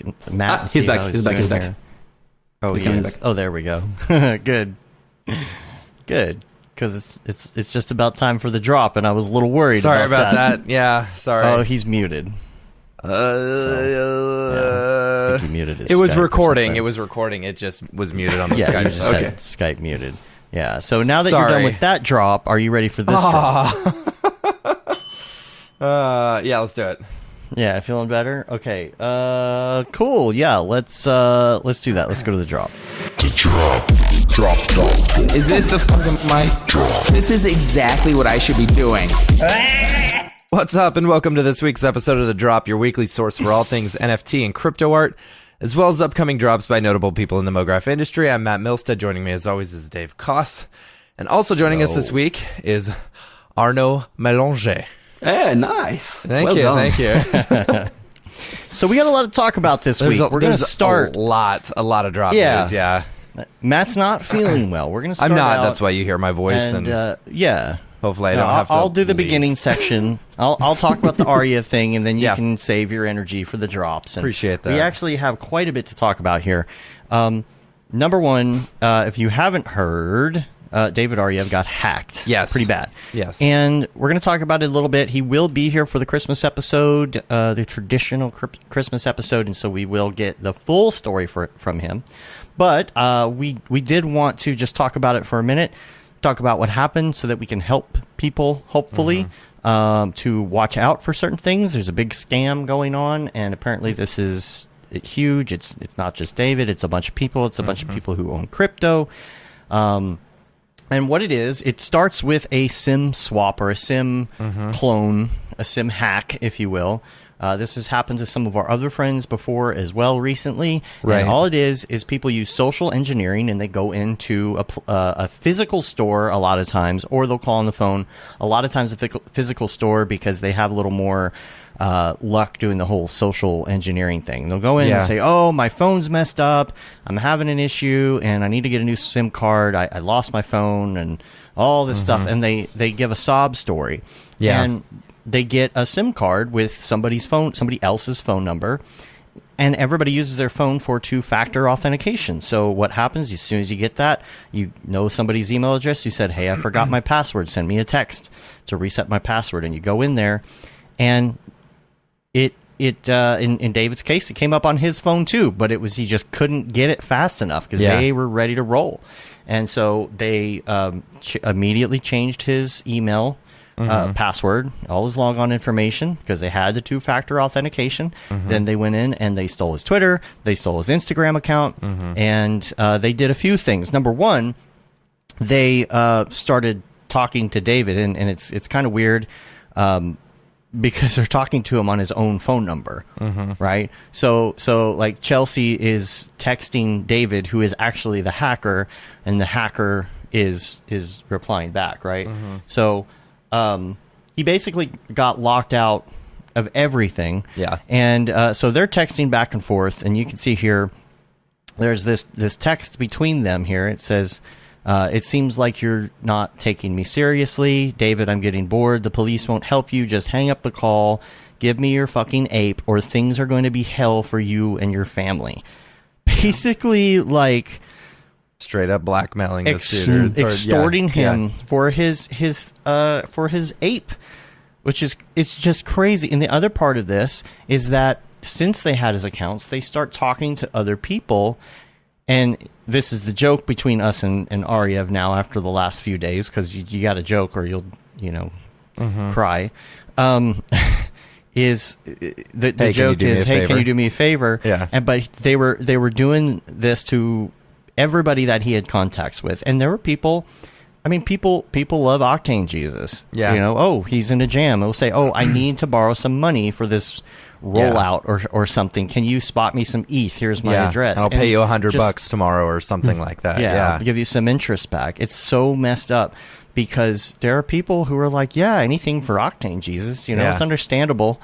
They just to give him the money, and we posted a little warning. Even in the comments in ours, there's people in there like, oh man, I gave him money, I gave him 2 ETH, I gave him 4 ETH. Some gave more, somebody gave their life savings in ETH. Like, it really sucks. Because it's just gone, and that's the nature of how crypto works, is that it is anonymous, and there is no turning back. There is no FDIC, federally insured, right. like, it's just gone. Yeah. And it's really hurt a lot of people in the community, and I think it sucks, but it's a learning opportunity for all of us to say, you know what? We need to go two-factor authentication. Yeah. With Authenticator. Yes. So I saw this, I was watching this happen, and I was waiting for them to hit me up on Instagram. Because I was going to mess with them. So as soon as he hit me up, he said, "Hey man, can you do me a favor?" And I responded, I said, "How dare you? How dare you contact me after what you effing did? She was my wife." And then the guy deleted the conversation. But man, that was pretty funny. We've also seen Blake Catherine this happened to, and I think this happened to Winbush as well. Fuck render. Yeah, and so they weren't all sim hacks, but yeah. The question is, okay, so how do you stop this from happening? And the answer is you need some sort of Google Authenticator app or something. So instead of you need to go through to all your email accounts, your Twitter accounts, your Instagram accounts, everything, and you need to set up two-factor authentication with an Authenticator app versus, like a text through your cell phone. And disable the text option. And disable the text option. Yeah. You have to use the Authenticator app to turn back on the text thing at that point. Yeah. And it's like the normal text message two-factor authentication just doesn't work anymore. You still put yourself vulnerable to getting hacked, using this stuff. But the cool thing about a Google Authenticator app is it is 100% connected to your phone and only your phone. So even if someone SIM swaps you or whatever, or I'm assuming, there's no way that they can get your Authenticator stuff. Right. So, and that's just the nature of how that works. And it's this ever-evolving, David and I were talking about this last night. It's ever-evolving security thing, and it always has been, even before crypto. They're always trying to get a step ahead so they can figure out how to scam people. And they've hit our community really hard. I know, just from David's, there's like 50K that was stolen. There's some stats even here. You can see, he sent me these last night, 2019. Now these numbers are in billions, like revenues of companies compared to cybercrime revenue. Like it beats out even Amazon, Walmart, everybody. And combined. It's huge. Combined. Yeah. $6 trillion a year is stolen. I mean, that's insane. That's $190,000 a second. Yeah, that's crazy. That's absolutely insane. And so, and if you think, oh, whatever, I'm not going to get hacked or something like that. I mean, just change it. Just do yourself a favor and don't risk it. Yeah, we've all kind of learned that this is what we got to do. Yeah, we're all moving into this. We gotta keep it up to date. Hopefully, Billy will talk to us about some more stuff. Welcome to Web 3. Yeah, welcome to Web 3, huh? Yeah. I want to play this real quick because this is really scary. Now, I don't necessarily think, and I don't think that they thought they were really in any immediate danger. Physically. Right. Because who knows where this guy is, and a lot of these people, they try their best to scam you, to hack you, and they're on to the next person, and probably would never go about doing anything physical, but it was getting threatening. Now there's we got a video here. This is the audio from David's incident that he sent to me, and it's got a conversation with him on the phone because he called his own phone, and Chelsea and David talked to the hacker. So let's check that out. Like everything, like literally everything that's linked to your email, I'm gonna reset everything one by one. So, do you want to make a deal or not? No, I don't think I want to make a deal. So, should I just delete everything? I don't know. You are the one that stole my account, so I guess you're going to do what you're going to do. I have no control over this situation, so yeah. Luke, you have an NFT worth $500,000. Why don't you want to pay me like $10K for like 2 coins, 2 Ethereum, and I'll give you this? Because you're a fucking criminal. What is wrong with you? Why are you doing this? Why are you doing this? Dude. Why are you doing this? We're a family. Like, what is wrong with you? I have a child. This is insane. No, this is not how you do life. You're being very, very rude. Can you not get her involved? Because if I do delete this number, you're never, ever going to get a hold of me. Like, you're never going to be able to talk to anyone about your IG, about your Twitter, about nobody. So be nice to me, make me a deal, and get everything back, and we can move on like nothing happened.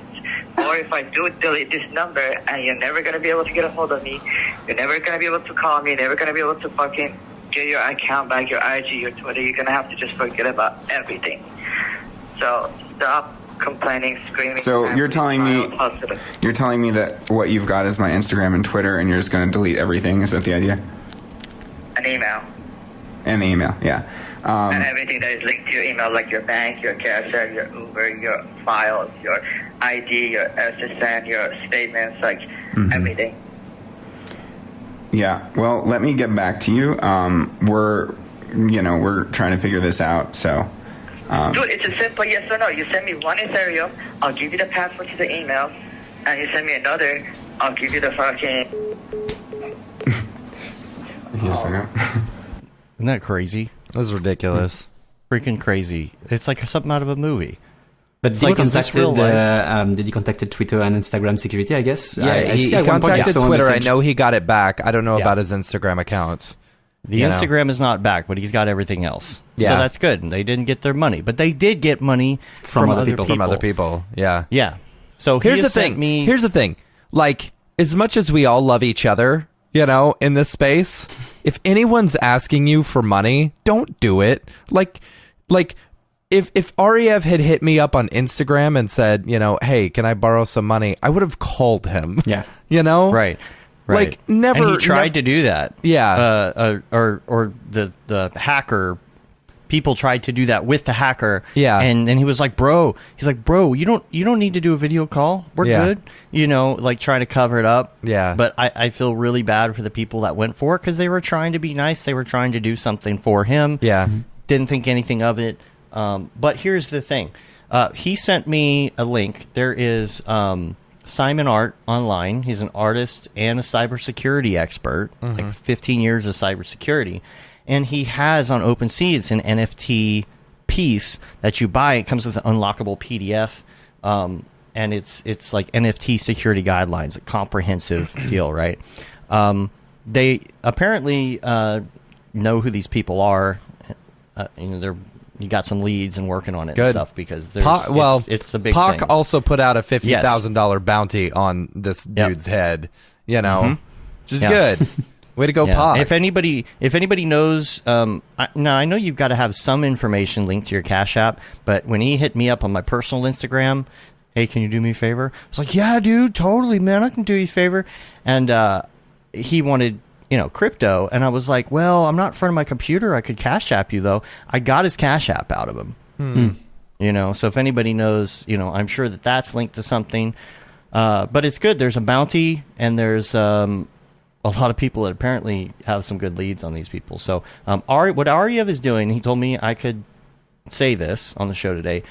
He is going to do a drop to help recoup everybody's losses who got scammed in that, to cover that. And there's already an artist that's interested in buying the piece for this. So keep an ear out for that. We'll let you know when that happens. And of course, Ariev will be here on Christmas. We'll get the whole story because I'm sure there's gonna be like a million questions and stuff too. Do yourself a favor and just start moving everything over to the Authenticator app. It'll take you like an hour or two, but it's worth it. The peace of mind that comes along with it. As soon as I switched over everything, I felt a lot better about life.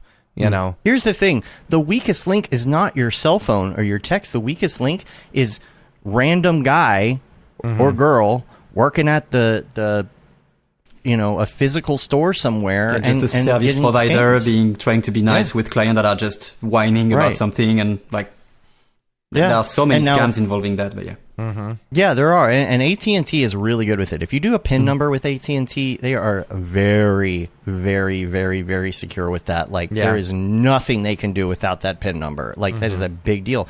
But T-Mobile is aware of this. That's why I'm like, is T-Mobile not liable? Is there not somebody liable somewhere for this? Yeah, T-Mobile should be liable for this. And if it gets down to a single person not doing what they're supposed to do, could that come down to a civil suit? Yeah. I don't know, because that person is the one person that like can hold your entire life in their hands, and I don't think it's taken seriously enough. Not at all, because all they've got to do is social engineer that person or bribe them. Honestly, yeah.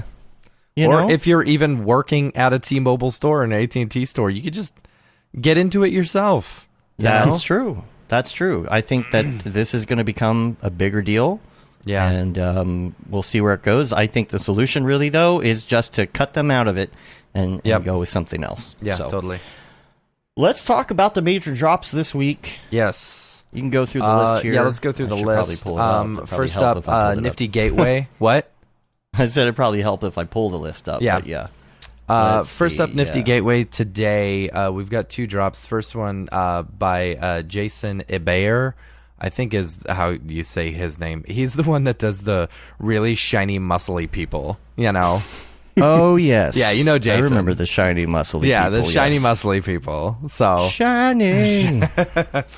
So, that one should be, a good drop. Jason's always a very popular person on the NFT space. So, next up, you've got Alex Solis is doing a drop today as well. I don't know what it consists of. This is as much information as I got. Yeah. So interesting teaser. Yeah. Right. Next up tomorrow we got Cornelius Damrick. Oh, no way. Zomax. Zomax is going to do a drop. way. Yeah. I may pick up one of his pieces tomorrow. What's he doing here? He's doing a couple of things. So he's been kind of teasing it. He's got this one that's like this super cool corridor, with different like Z-depth field and stuff. It's pretty cool pieces. It's very Cornelius, It's very his style. So that's cool. I'm excited to see him getting, a drop on Nifty, which is great. And then the 26th, you've got Micah Johnson is doing a drop. I'm not sure what this is. Like, it looks pretty. Some of these teasers don't do enough justice, but as we always say, seem to be mentioning, so just tease it. And then on the 27th, you've got Maggie West. Maggie is a photographer, and so this is a really cool project. So apparently she photographed it's photographs, right? Oh, whoa. Yeah, that's why they look so good, right? What render engine? Right? So fire. She photographed them, and it rotated over 24 hours, So Damn. it took pictures over 24 hours as it was rotating on a carousel. But man, these are really pretty. I would love to see someone try and recreate those in cinema or something, in 3D. But IRL? Yeah, those are like straight up, like legit fuck crystals right there. Render IRL. Right. Unbiased. Right. Yeah. I don't know about unbiased. the rest of the week or whatever because that's the 27th. Okay, we're good. Yeah. Next up on Makerspace, we've got a couple of them. First up is Ethan Pines. Ethan is a photographer. And this is interesting because so as you scroll down, Dave, you'll see is a photographer and he's using an Elon Musk Elizabeth picture. Holmes. Yeah, exactly. Have you watched a documentary on her? No. Who is she? I don't know who she is. Oh my gosh. She came out with this whole DNA sequencing thing, and it became a big scam. Like it's so weird. You got to check out the documentary. Okay, yeah. Oh, yeah. wow, yeah. All right. So then I don't just know. keeps zooming in on her. I don't know. It just isn't It's stopping. weird. It's still I zooming. feel like sometimes people who aren't necessarily in the editing or motion design space try and add motion to their stuff, and it just doesn't really do it justice. Look right? at that, Elon Musk. Yeah. Okay, I see. Spinning in something. What else? So more photos of her. All right. Did so they that's it. take pictures of her? What? I get they went and took pictures of her for this. I guess dude's a photographer, I believe. So Wow. Next up tomorrow, you've got a curation of NFTs from H Creative. It's called Utopian Paradise. And these are a bunch of different NFT artists and stuff like that. Really, really pretty. Like, I love the theme, the Utopian Paradise. And if you watch some of these, it's like they're just vaporwave. I mean, it's gorgeous, super gorgeous looking renders and stuff. So that should be a good drop, and that's tomorrow. That's it as far as the main drops. We've got some community drops. I'm going to start off with, I think, the most important community drop of them all. I did a new piece, and I'm really excited about it. Like I struggled after. So this is the piece. It's called Time. Yeah. Right. So I wanted to do. I love pop culture. I always have. I love Back to the Future. I love time travel. And I was like, I released a piece. In March or something like that, just like everyone else did. And of course you go back to some of your old renders, your Instagram posts, and re-render them and post them as NFTs. Right. But I've been wanting to do something new, so I was like, you know what, I'm gonna do something. And I started this was an idea. At least the hoverboard was an idea, so I had already had it built, and I had the shoes and stuff like that because I love Converse shoes. I was like, you know what, I'm just gonna start building stuff, and I stole some pieces from some other pieces that I had. And I was really happy with it. Like I love doing stuff with pop culture, And I was telling David was nice enough to retweet my Twitter thing yesterday, and I was like, hey, thanks for the retweet. He said, yeah, it's pretty good, and I was like, thanks. I think this is the direction that I'm gonna go with, more NFTs and stuff. I want to start dropping more of them because, it's fun. It's nice, to be able to just create artwork again. Yeah. So yeah. I don't know. I really like the piece. I think it's fun. There's a bunch of hidden Easter eggs in there that are from my personal life. You got your alien in there. I got my alien. Yeah, I got my visitor. Brodeur on the phone. Brodeur is on the phone. Yeah. So the video on the phone is of Brodeur at Camp Mograph saying the "just do it" thing. Which is great. And then I've got references to my old band and a bunch of lots of time travel references. In there. And the dates, I'm sure. The dates are all, it's my family's birthday and then a couple references to Star Trek and stuff like that. So, nice. Pretty cool. So, that's it for my drop. Next up, we've got Blue Woods. Yeah, Blue Woods. Sorry. Blue Woods. Blue Woods says, good morning. I'll read it for you so you can save your voice there. I appreciate that. Good morning. I wanted you guys to check out the project I'm working on. And of course, you don't have to mention it unless you're inclined to. We are inclined to, we're mentioning it. The collection is called Free Spirits Collection. Or Collective. Sorry. A collection of 101 vivid avatars. I know. LOL. The series focuses on identity, expression, and freedom. There's some mystery with these characters. They are humans with android modifications or synthetics with a soul. I definitely want to explore that. Anyway, thanks for your time. Have a great week. And if you notice, if you have looked at any of Blue Woods' work before, these are very much that's the same style. Yeah. All of these, and there's they're really pretty. I like. How many them. Are there? How many? Does 101. it say how many there are?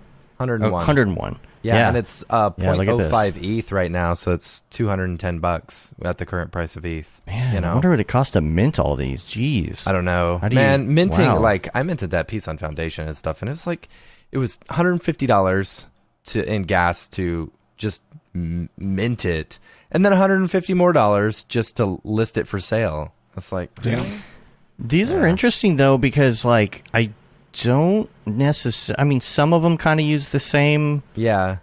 But they are very different. Yeah. And because there's only 101 of them, I feel like you're going to get a lot less of that issue that you get in the 10,000 pieces. Yeah. Where there's some that are too similar. So this is really great. This is great. I'm interested to see how this does. Yeah. That's a really cool project.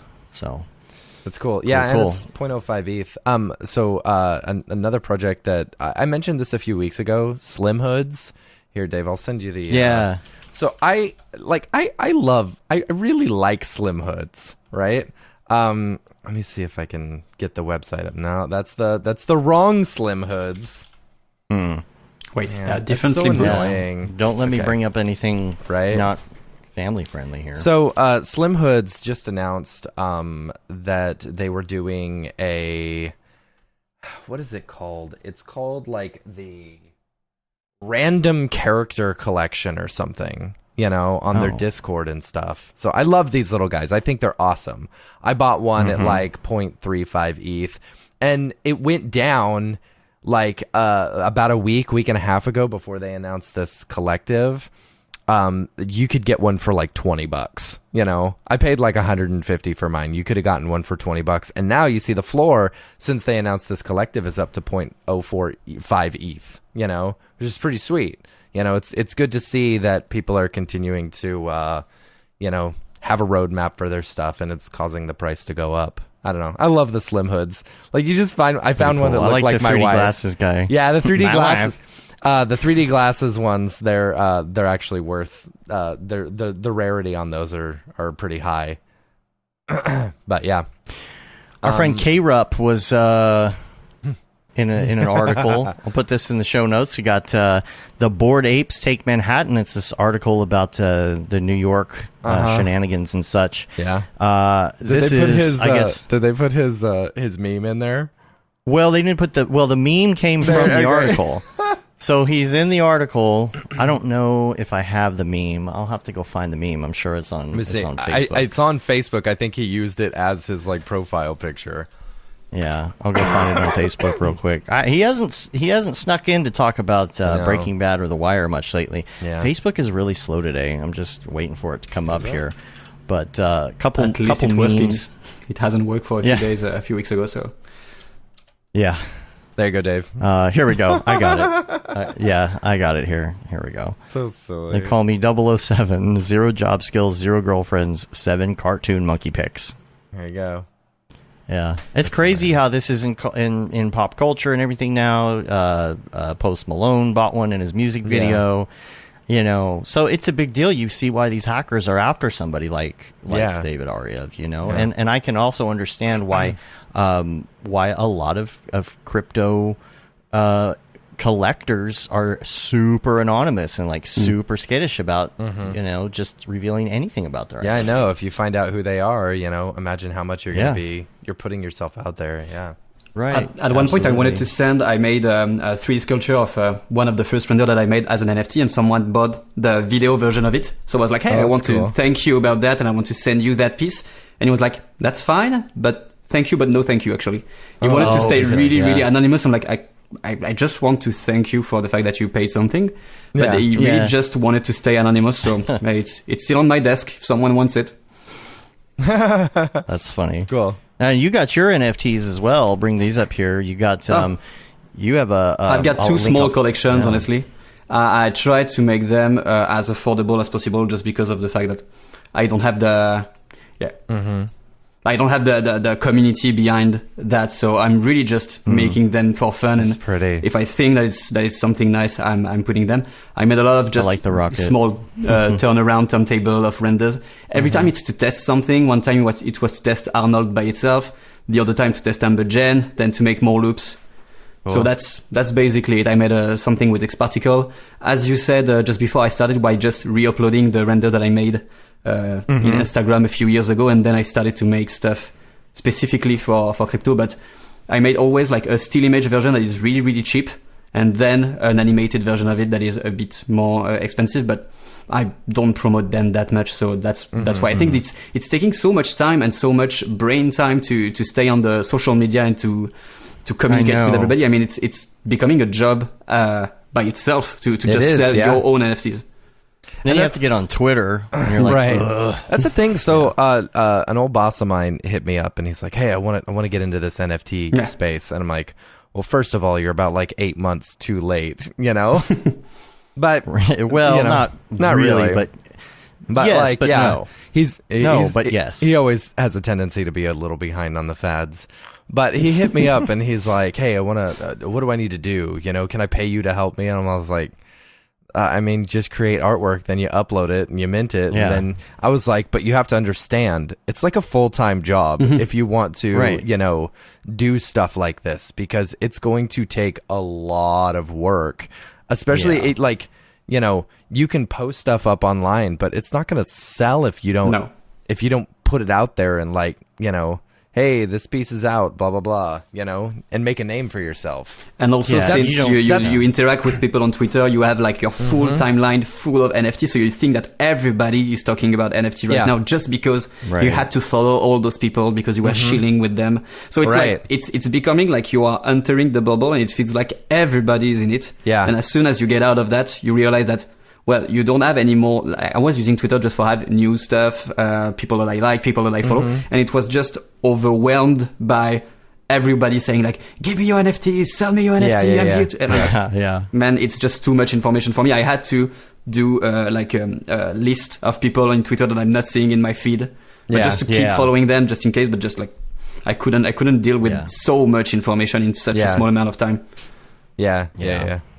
That's why, like, I think Paul Robinson is the perfect example of how to go from, you know, starting out in NFTs and then, you know, basically making it kind of a job. You know, I think Paul has done a really good job of communicating with collectors and stuff like that. Anytime I am on Twitter, I always see Paul talking to people, you know, about his pieces and stuff. That's cool. Oh boy, look who it is. Oh, is that Solana the pig? Hello, then. Oh, that's right. He's British. I forgot. Yeah. Solana the pig. Yeah. There's a lot going on in the crypto space this week. That's for true. Isn't it? Isn't it? It's hogwash. All about the little wankers hacking David. Yeah. It's the picture perfect time to lock down all your accounts, isn't it? Those eyes are creepy, man. They like look into your soul. But you don't have that feeling when you are listening to it on iTunes. Like you have to look at the YouTube video to understand that. Anyway, use an authenticator app, suspect suspicious DMs, and make sure your recovery phrase is safe. I personally like to write mine only in invisible oink. Oh, gosh. That was so bad. Well, I'm off to pig up some more render tokens and then go for a little walkabout. Yep. All right, cheerio. Cheerio. Oh, I was trying to figure out a great way to, like, you know, keep your seed phrase and stuff like that. I was like, where can I go to get it like etched into metal and stuff like that? And then I remembered you can go to Things Remembered. Remember Things Remembered in the mall? Like they have like charms and bracelets and stuff. Oh, you can engrave stuff on the metal. Yeah, so you just engrave it, have it engraved there, and then, you know, put it in a safe somewhere. But if anybody has any inkling that that's what you're doing, right? I understand, but that's why you like hide it. You do it at two different shops. You do it at two different shops, one half at each shop, and you just glue them together at the end. Yeah, that's a good idea. That's a really good idea. It's a good idea. Yeah. We got a note from Tokyo Megaplex. He said it would be great to get Kirsten Lepore on the show. We're going to work on that, and you know, it'd be cool if maybe we could get her to come to camp or something. But he also says Iceland sounds like a great idea. But he said regarding Hen, everything is still there. That's kind of the thing about it being on the blockchain, and the community is so strong that they've made sure to post this happening to triple back up everything so that it can't really get taken down. So to say Hen is gone is a little misleading. It's kind of a misunderstanding of what happened. Everyone's NFTs are safe and can still be bought, sold, viewed, whatever. He said, in fact, I've had experiences in the past where I post a lot of art on a website years ago, lots of animations, that is gone. The animations are gone probably forever. But because this stuff is on the blockchain, it's completely safe. That can't happen anymore because it's Web 3, not Web 2. That part's understandable. Yeah, every single thing you do and say from now on with Web 3. It's all there forever. So honestly, pretty cool. And Hen, in my opinion, is stronger than ever. Post the .xyz URL being taken offline. Kind of making me actually understand for the first time that this is a major deal regarding putting art on the blockchain. Also, catching up on the drop where you talked about Render and Solana. The NFTs evolving based on the owner has been a thing on Hen for a while. I have heard a little bit about that. There's a bunch of interactive NFTs that support that. There was a cool one where it was a torch that could be passed around, and the fire would slowly go out unless it was passed on or sold to another person. So it had to be kept being sold to stay alive. This is the fun stuff. This is going places. This is gonna be fun. Also, it sounded like art blocks where every NFT is uniquely minted using the wallet hash as a seed. Tons of cool stuff on art blocks. So there is that. We haven't talked to Tokyo Megs in a while. I know. We should have him on the show. Yeah.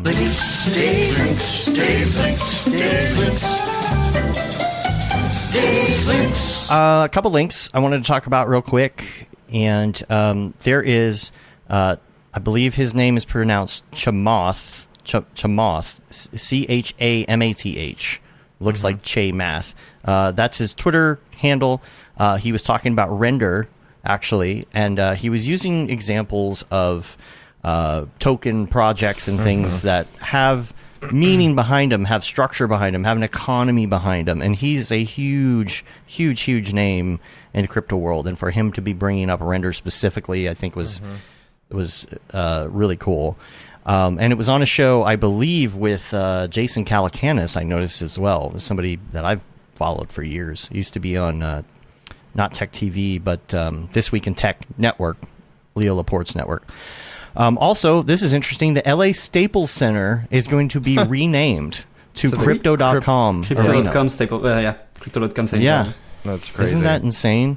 That's just kind of a sign of where things are going. Yeah. Also, an article this morning, Kathy Wood says institutional buys make a bull case for Bitcoin reaching $500,000 by 2026. Mm-hmm. Like $500,000 per coin. Can you even imagine? Yeah. Be a lot of millionaires. And that guy who paid 10,000 Bitcoin for a pizza, probably kicking himself. Yeah. Wow. So that is it. That's a lot today. Yeah, it is. I'm kind of proud of ourselves for staying on track and only making this a 2-hour show. Right. So if you or anyone you know has a drop coming up, feel free to email us, info@mograph.com. We'll show it on the show. Other than that, let's get back to the other show. Drop. Is this the fucking mic? Drop. This is exactly what I should be doing. Arno, thank you so much for being on the show, man. Thanks for having me, guys. Honestly, I'm impressed by Matt's stamina on how to deal with his night and everything. I am so tired right now. I'm very tired. Yeah. I mean, you only had to go to the bathroom. I only had to take one break, which is normally what I do on the show anyway. It was just impressive. A little bit more extended. But thanks for having me. If anybody has any question regarding either Moment Factory or working on large-scale projects, don't hesitate to use my Twitter handle is right there. It's really difficult. I couldn't be a Meteo guy, honestly. It's right there. We'll so really don't hesitate. Well. It's here for that. I'm really happy to help, even if it's just a technical question on something, or if it's more Moment Factory related. Of course, you can go directly through Moment Factory social account. But I'm always happy to help someone in the needs. I will just maybe ask you to give me a favor and to send me Ethereum on your personal email. But that's something that's completely different from what we've talked today. That's fine. Yeah. Can you do me a favor? Oh, I can. It was my wife. See, Matt actually sent me. Matt actually did loan me some ETH yesterday, and I was like, "Can you do me a favor?" We'll put all the links to everything in the show notes. You can check all of this out there. You can rate us on iTunes, leave a review, helps get our ratings up. Subscribe on your podcatcher of choice, and subscribe to our newsletter. You can say you've been there, done that, got the T-shirt with the MoGraph logo tee, the Paul Babb Feel the Bab 2020 shirt. All the profits from that go to Doctors Without Borders. The Render Things T-shirt, hoodie, and long sleeve tee, the That Render is Fire shirt, which you're only allowed to wear ironically, unless you're shams. Yeah. And the MoGraph Blandishment shirt. Make sure you check it all out. And we're on Facebook, Twitter, Instagram, YouTube, TikTok. Please follow us on there. And MoGraph.com. And my kid is just screaming in the background. I'm not sure if y'all can hear that. No, not at all, actually. Good microphone. Yeah. We'll cut all of it out. Don't worry. Yeah. We'll just edit everything.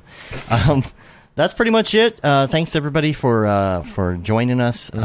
Make sure that you get your tickets for the LA meetup, and Burbank make sure that meetup, you get yourself a little copy of Brush Up Procreate course. Yeah. MoGraph.com/classes. And that pretty much wraps it up. Till next time, I'm Dave. And I'm Matt. And I'm Arno. Thanks for joining us today. Have a good one. Later, yo. Bye.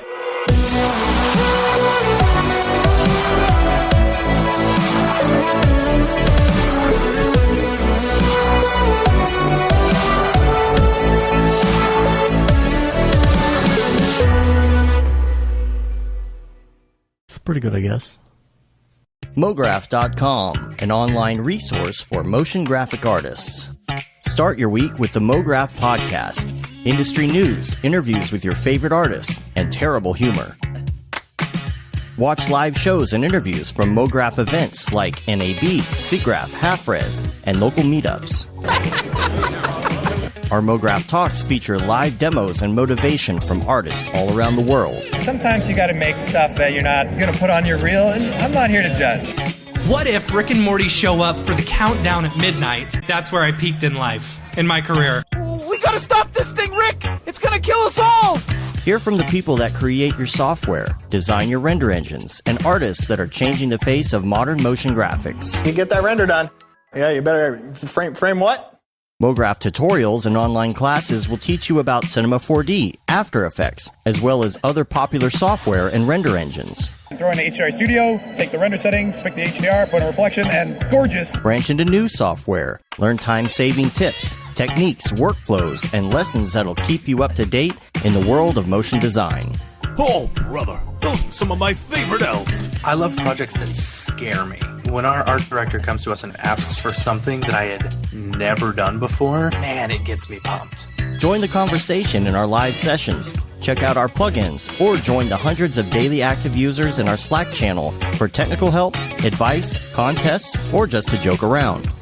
Real nice banana. Ah, that's so funny. All right. I'm going to live forever. Subscribe today and get the latest updates on our YouTube and other social media channels. Take all your dreams and just do it! We don't care how you get here, folks. Just get here. Subscribe to MoGraph.com.